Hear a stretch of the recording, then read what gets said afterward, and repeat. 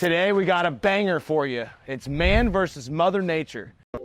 This has been a lot of flooding in our areas. And we have some viewer images of not only that flooding, but also the storm surge that we dealt with here across Southwest Florida. And again, it was not only the floodwaters, but especially that little surge that we got into our area, which again, eventually panned out exactly how we were expecting it to do so. Nothing scarier than driving up and the middle of a roof tore off. Literally, I don't know, 6 inches of rain have came down here.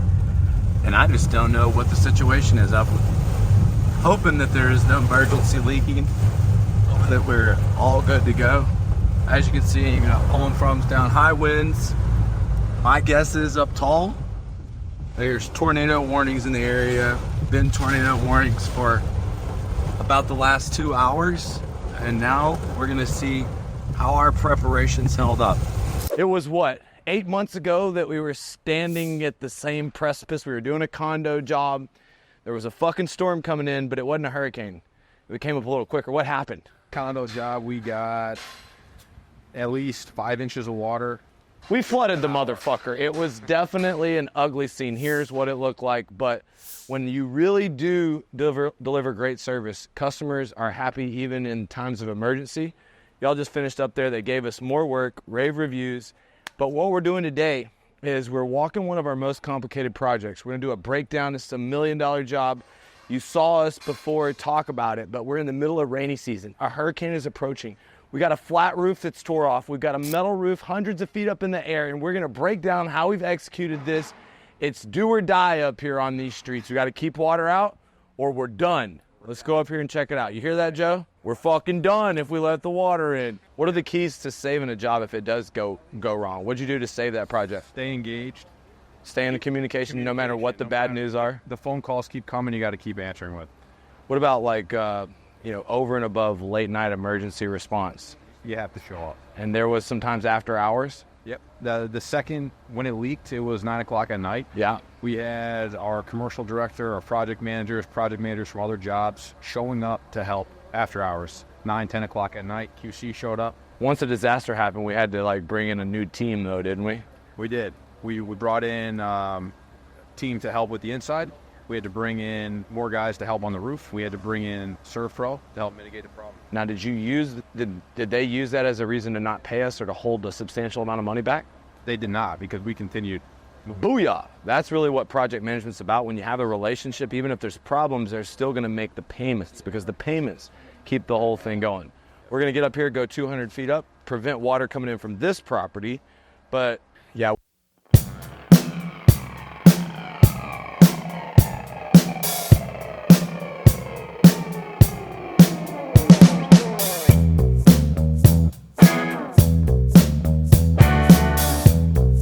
Tearing off the roof, how do you work the tear off? Like, how do you decide how much we're tearing off?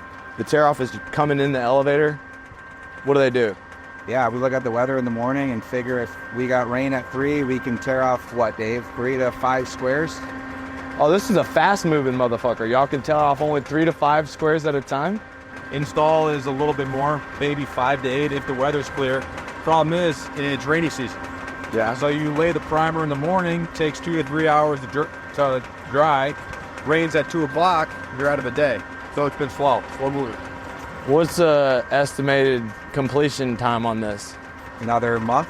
Another month? Rainy in June was not really predictable. It was raining in the morning, whereas seasonally it's normally more in the afternoon. So we got about 3 to 4 weeks delayed from the rain in June.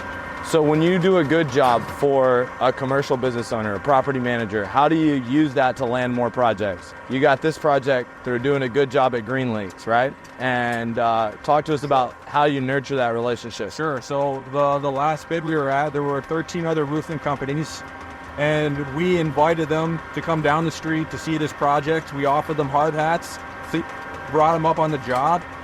You put them right here in this machine? They didn't want to come in the machine. It was a little windy that day. Okay. Came up on the roof.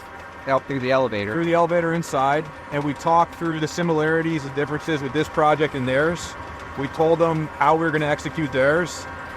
And actually the president of the property said to Harrison, was pretty confident the way we were talking. And he said, that's right, I know we're going to do a good job.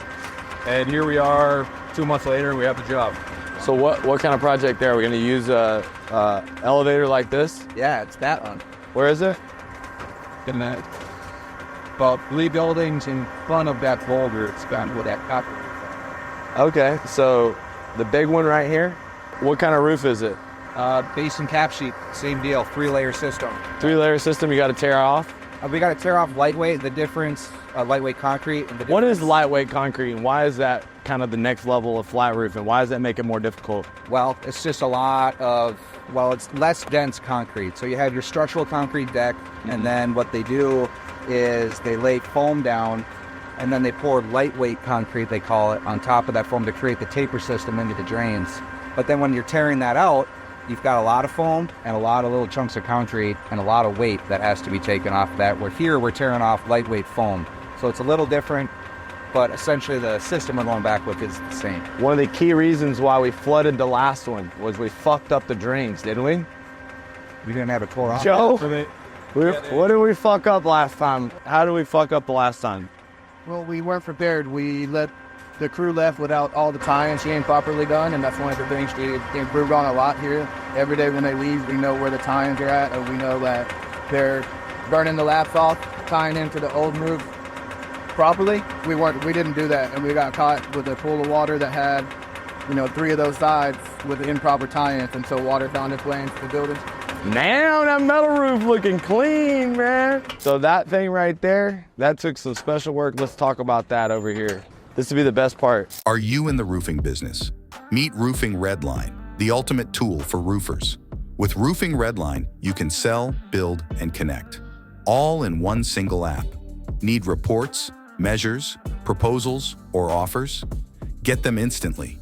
Roofing Redline is your one-stop shop for everything roofing. Join the revolution. Download today and take your roofing business to the next level. So Joe, when you put these metal roofers up here on the most dangerous job ever, they had experience working on high rises? Like how many jobs? Mid-rise. Mid-rises, this ain't no mid-rise. My butthole was puckered up midway through the fucking ride up that elevator. So talk about this roof system. I mean, how did we make sure none of these guys blew off the roof? Because there was no deck? Well, yeah, before they had stone-coated steel up here on just J-channel, with like an open batten system, so just open air in there, no actual structural deck. So what they had to do is use the window washer tie-off on the bottom there and rope over and harness up. Damn. Window washer harnesses and everything, droped over the edge, tied in. Yeah. You said that their first, half of the roof, they're moving a little slow? They were needed to get their rhythm. They were obviously nervous about being 20 stories in the air when that's not exactly what they do every day. Yeah. So going towards the edge, doing the detail, the crimp work around that took them a long time over here until they got about halfway, and then they started cruising. How long did it take them? What'd this take, Dave? Like a month and 2? Did y'all stop in windy days? Because if the wind's blowing in there, sheets of metal, you'd think they would, blow off the roof. We were I wish we were doing the flat roof, honestly, when we did the sloped roof, but obviously we couldn't have the slope roofers walking all over a brand new flat roof. But we had no rain, and it was very little windy days, because this came first. Any fucking difficulties that came up in this thing, anything to learn from? Yeah. Estimating the amount of B-deck. Underestimating the amount of B-deck. I would get different sizes of B-deck. One of the crazy things with the slope roof, the amount of screws that go into this thing. Oh, yeah. So you have to screw the metal B-deck to the trusses. You're talking about 120 to 150 screws per 4x8 sheet. And then you got to screw the plywood to the metal B-deck and into the truss. And then you have to put down your 2 layers of underlayment. And then you got to screw the standing seam clips. And the engineer made sure of it because this is the way we build it to code? They're checking every pattern. Dude, I did a fucking big job over in we didn't quite put enough screws in, kind of fucked us a little bit, Joe. Yeah, that was all in regards to the uplift pressure. And that's why you have all the screws, right? Yeah. We probably spent 50, 60 grand in screws just for the slope roof. That they had to be stainless. It had to be stainless. Which ended up being 30 cents a screw. So at the end of the day, pretty much every day, me and Dave would walk around, pick up $5, $10 worth of fucking screws, put that back in a box. Did you take it to the recycling kit? Let's look at this messy flat roof, see what's going on. Yeah, Harrison's like, look at all these screws. I'm like, Harrison. Hello. Yeah. Like a foam man, but give me 4 pounds. Damn, Joe, I think we already got ahead of ourselves now, goddammit. I thought that's way more than 3 to 5 squares. They'll have it dried in by the end of the day. That's what we said last time. How fucking big is that, Dale? Jesus Christ. The hurricane's coming, it says. You want to look at the map? Pull it out. Saturday or Sunday. How do we mess up? You can see here, they're prepared to do the tie-in from the old roof to the new roof. Yeah. So once this primer dries, they're going to run the base sheet up onto the old roof. So we tore down to the concrete deck here. That's below the lightweight concrete. It's tore down to the lightweight. It's tore down to the structural concrete deck. Yeah. This is the primer going onto the deck. Once the primer cures, they're going to lay the base sheet, and we're prepared here to tie in the old roof to the new roof. So we're going to have the base sheet. Base sheet's going to be down. It's going to come all the way over here. It's going to lap right there. Where's the water going to get out? We've got drains. It looks like it's a swimming pool. It's got drains. We got water pumps, and it does build up water. It does? It does. How do we get the water off? We got sump pumps. It does go to the drains as well. So. All right. We've had some big rain up here. Heaviest rain days when it was dried in like this. Yeah. Water was sitting like half an inch in some spots, in the highest spots, and that's with every downpour. But if you have it primed and you have it dried in correctly and you have it tied in the old roof to the new roof, it's not a concern. It's when you don't do this properly. And are we working around all the AC? We don't have to pull apart any ACs at all? No, because of the way that they are. You see they're on sleeper stands, and then they have a long beam that they're all sitting on. So we just got to tie in the membrane to the sleeper stands. That's it. Oh, yeah. Well, all right, let's go look at some membrane that's done. Is there any? These guys got an open flame here. What are they using it for? Once you prime the deck and the deck cures, you put the first layer of base sheet. That's what's really drying in the roof, and that's what you run all the way over to the old roof to keep it dry. Without the base sheet and just the primer, the primer it does waterproof it to a certain extent, but it's really the base sheet. And when they torch the laps, when they torch everything around the tie-in from the old to the new, and then when they butter up around the sleeper stand, that's what keeps it watertight. All right, what kind of roof system we got? We got base sheet, insulation. It's tearing it all the way off to the concrete deck. Then we're putting primer, and we're putting a base sheet, and we're putting the tapered insulation board, and we're putting a cover board, and then a 3-ply mod bit system on top of that. So it's got base sheet, mid-ply, cap sheet. All right. On the top of the cover board. Yeah. How many squares of flat roof? 80 squares of flat roof. And we got how many squares of metal? 80. Total project, what was it? 1.37? No margin for error here. I mean, we really don't have a lot of wiggle room. We had to beat 4 different guys out of the bid, right? We weren't the most expensive, we weren't the cheapest, right? We were right in the middle. That's where you want to be.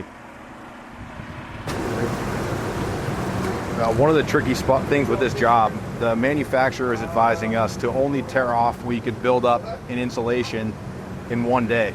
If we're going to do that, we'd be doing 1 square a day max.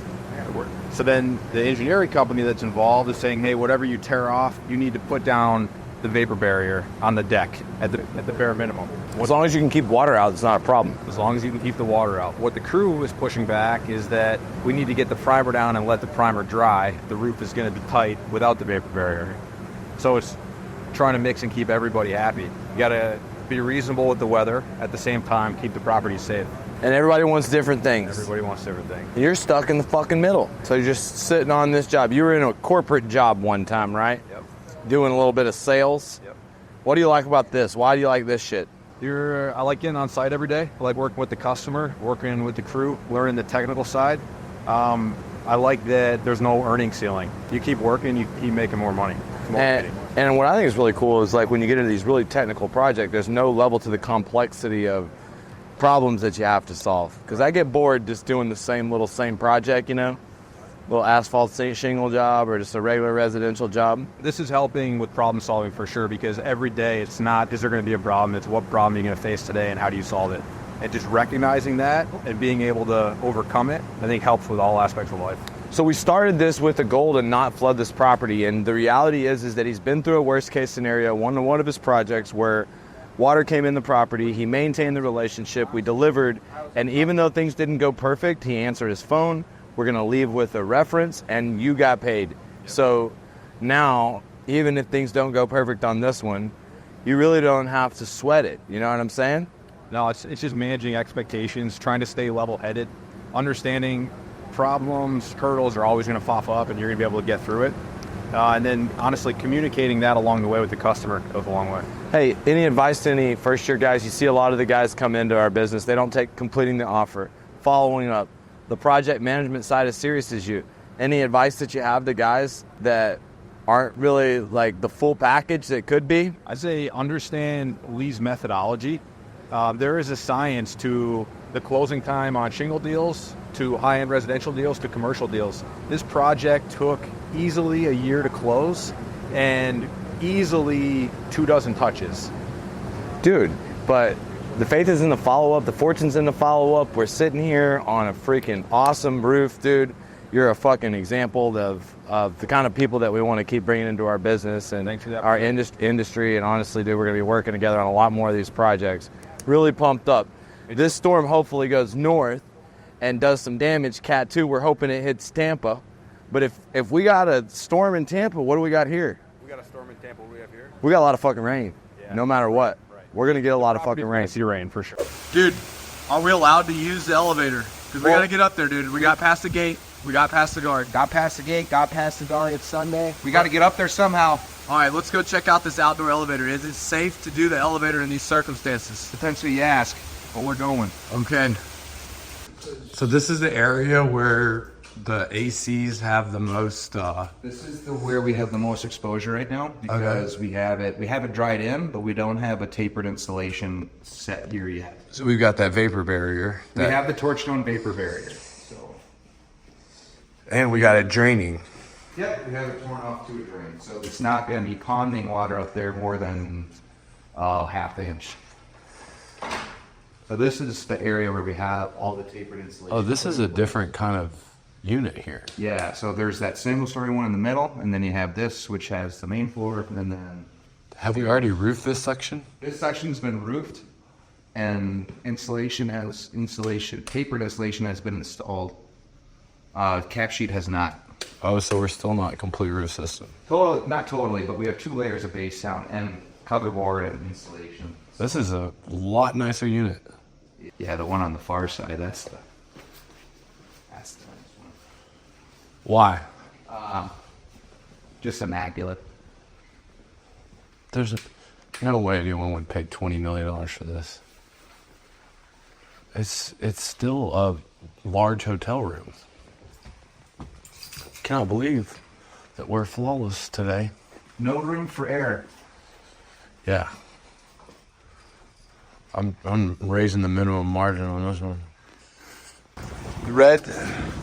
Let's go check the pipe flashings.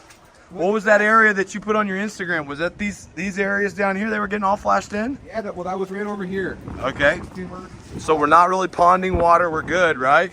We've got a little clearing here. We're not through the woods, but we pretty much did what we said we were going to do. RRCA versus the storm. The storm. Debbie. Fucking Debbie Downer. Well, you ain't my Debbie Downer. Ain't getting me down. We made Debbie our downer little bitch. Made Debbie go down on us. Look at this. Hey. Nothing. Just having nightmares about this shit. Ran just like it should. Oh shit. There's the guy. Hey. We're good, brother. I love to see this. This is where we were trying to hit this. Hey, just yesterday we had this spot wide open here, doing last minute detail touch-ups, looking at every single pipe flashing, every single AC conduit, last minute dry-ins over here. And that bulk penthouse. Damn, this is the area that had tore off while we were making the video right here. Nice and watertight. Let's check the penetrations here, if there were going to be any leaks. Yep, we double-checked these all yesterday. They're good. They're good? They're good. All right. We passed the first big storm test, but we're not out of the water yet, are we? Not out of the water yet. It's in the middle of storm season. Why the fuck are we roofing this during the rainy season? Take the challenges. No, because they made us, right? That's right. Yeah, no options. Had to get it done. We had to work when the, he was saying that one of those penthouses, what are the penthouses worth here? 15, 20 million. What? Come on, man. 20 million, right? Come on, man. Here, let me get a view up there. Let me see what we're looking at. Okay. Clouds have parted a little bit. We've got a little bit of it was like completely dark, bands coming in. Let's see the size of the waves down there. Waves aren't looking too crazy, but definitely turned up. I'm gonna have to go get my surfboard. This thing right here, $1 million project in the clear, buddy. Risk is the down payment for success. We stayed on top of it. We made sure that they got it done. This area right here, all dried in, baby. All RCA versus Hurricane. Hurricane loses, our RCA wins. God damn, it feels good up here, man. This was all tore off when I was making the YouTube video. It was RRCA versus the storm. 23 stories, 10, 15, maybe even $20 million penthouse units, completely in the dry. We've been through probably 6 inches of rain so far. We got more bands coming in. We're not out of the woods yet, but I had to get up here and check this roof to see if it was good as having nightmares, because you know what? Something goes wrong, I'm on the hook. Stood behind every roof I've ever done, and it's not a problem-free job that I promise. I promise to fix my problems. Got a great team out here. Shout out to Harrison and Dave, all working together. Draining the water down right, baby. We good. So we've already been through some bad weather, huh? Yeah. You said we had 14 to 20 inches of rain? 14 inches of rain in like about 4 or 5 inch period. And we weathered that storm, we weathered this storm. We just got to stay on top of it. Don't tear off more than we can put back. And that's like, what, 3 squares a day? 3 or 4 squares a day? Yeah, it's a slow moving job. Right? Slow moving job. We got about 30 days left. But this got us another project. We're looking like rock stars, guys. Hey. Real roofers out here doing real big shit. Subscribe, comment below. We having fun with it. Hey, thanks for watching my YouTube channel. Look, subscribe, get notifications, because we're coming every week with door-to-door videos, interviewing successful blue-collar millionaires, finding out exactly what they did, going from living paycheck to paycheck to making that golden paycheck, baby. There's a gold rush in roofing, and we're showing what it's like, scaling our company to $1 billion, creating 100 multimillionaires along the way. Now, a lot of times we do silly things like roofer versus adjuster videos, door-to-door blitz videos where we get thrown off the front porch, but we do it for your viewing pleasure and to raise the status for the blue-collar entrepreneur. So look, subscribe, tell your friends. That's the cost of admission. I want to help you sell your first million, scale to 10 million, and then maybe be a part of our $1 billion plan. Look, subscribe, get notifications so you don't miss anything that happens right here in this epic roofing and contracting growth channel.